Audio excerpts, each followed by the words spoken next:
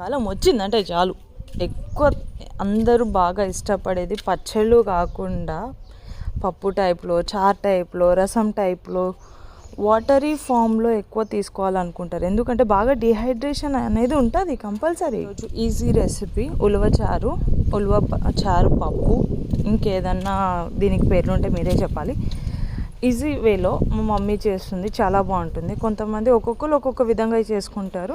And this is easy way I think so compare to other recipes.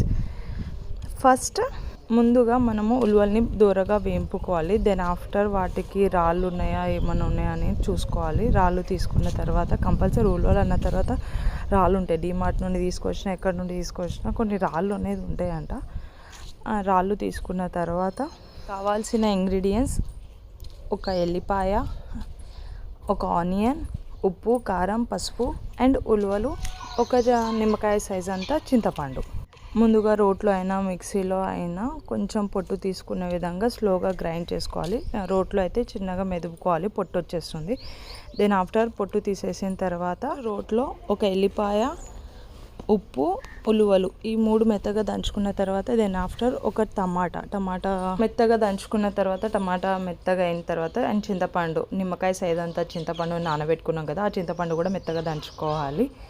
దాంట్లో ఉన్న water కూడా చిన్న స్లోగా కొన్ని మధ్యలో పోసుకోవాలి మనకు లూజ్ కావాలనుకుంటే. అండ్ లాస్ట్లో ఉప్పు, కారం, పసుపు ఇవన్నీ చూసుకొని మెత్తగా దంచుకున్న తర్వాత పోపు వేసుకోవాలి.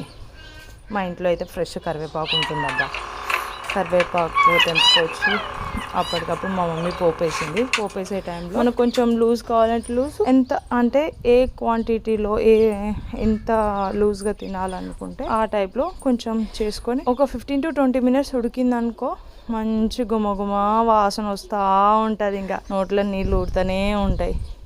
You can't believe it guys, really. కరెక్ట్గా ఇవ్వకపోయినా చూపించిన ప్రాసెస్ ఫాలో అయిపోండి, బ్యాక్వర్డ్ ఫార్వర్డ్ చేసుకో.